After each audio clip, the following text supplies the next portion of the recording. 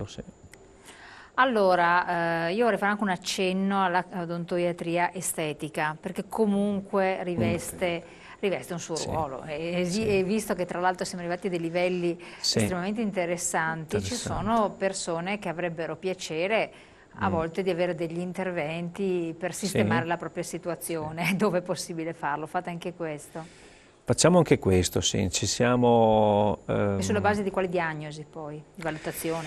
Beh, allora, diciamo questo intanto. Il sorriso è sicuramente una componente oggi Fondamentale. fondamentale. Te, con un bel sorriso, esprimi quello che sei, quello Comunichi che ormai, si comunichi, comunichi, comunichi. indubbiamente. Il sorriso non è solo il dente, no? Cioè comunichiamo molto con gli occhi, con le labbra, e quindi il viso oggi è diventato veramente un qualcosa di comune, ma anche trovi lavoro piuttosto che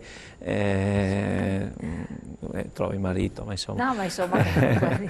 è importantissimo. Quindi per noi avere avuto la possibilità di approfondire anche gli aspetti un pochino più ampi, oltre che solamente i denti, anche se anche sui denti facciamo delle analisi molto interessanti. Adesso si parla molto di questo smile design, no?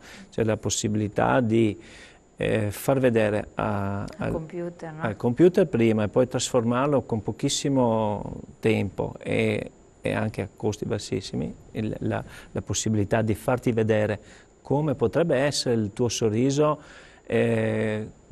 cambiato, no? Cioè piccoli a volte cambiamenti portano ad un sorriso che è completamente un'altra cosa a livello comunicativo.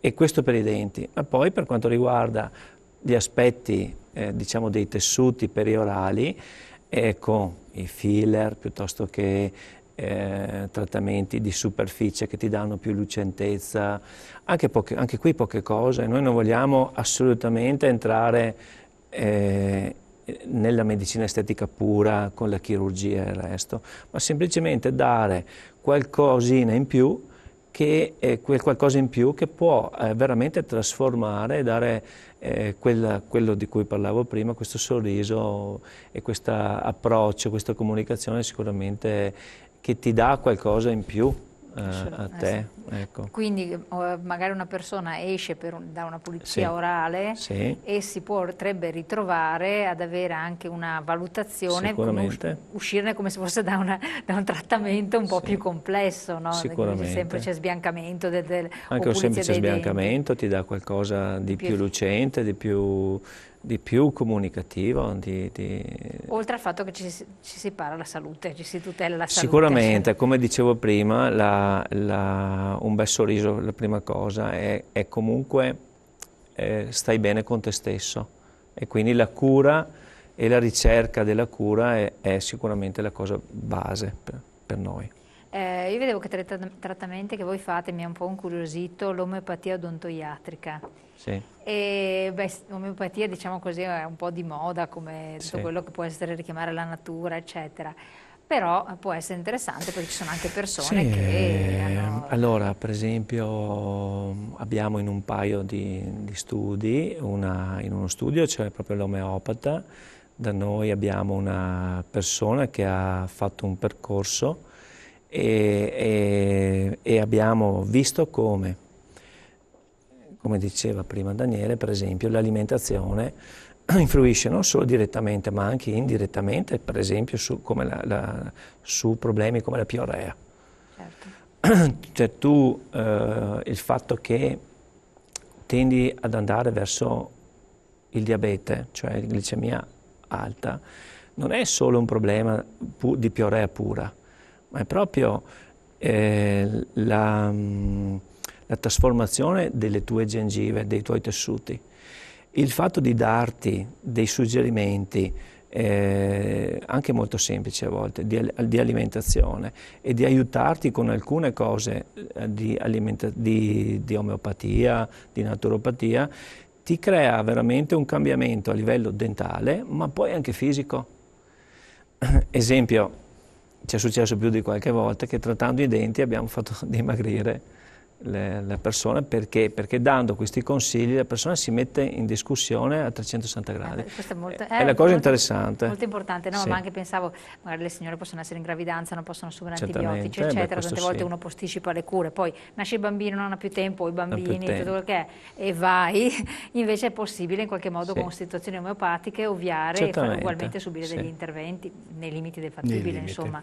Magari che uno nel periodo di gravidanza forse anche più tempo libero può darsi, potrebbe dedicare a se stessa, a volte se lo preclude, lo so perché sento di diverse amiche che ragionano in questi termini, perché non possono prendere nessun tipo di cura farmacologica, insomma questo è interessante. Posturologia, volevo affrontarla con lei, non da ultimo assolutamente, e terapia miofunzionale o del russamento, delle apnee notturne, mai legate ai denti, che cosa... Allora, le apnee, per le apnee notturne, il russamento, si utilizzano dei particolari apparecchi che si chiamano bite e servono a posizionare la mandibola in una posizione più anteriore e permettono pertanto che la respirazione avvenga senza ingombri.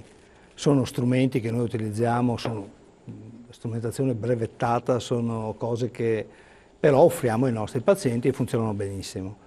Per quanto riguarda la posturologia, perché ho pochi secondi, diventerebbe un argomento fiume, significa che è possibile mettere in relazione tutta la struttura scheletrica di una persona in funzione del modo in cui essa chiude la bocca e gli elementi dentari si toccano. Un discorso complicatissimo, non è filosofico, è dimostrato che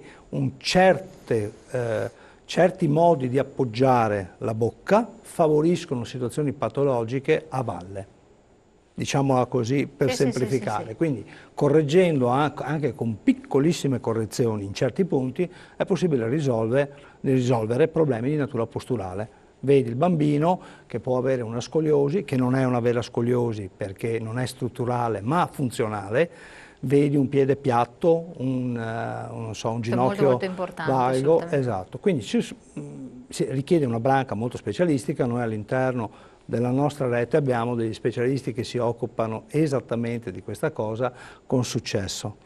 Voi collaborate, sì prego finisca. No, prego. Voi collaborate con i reparti di chirurgia maxillofacciale? Allora, in che termini? Quando noi abbiamo delle situazioni irrisolvibili con la terapia, diciamo, non chirurgica, abbiamo i nostri referenti di strutture ospedaliere, le migliori che ci sono in Veneto e anche fuori dal Veneto. E quindi veicoliamo i nostri pazienti presso queste strutture, con successo.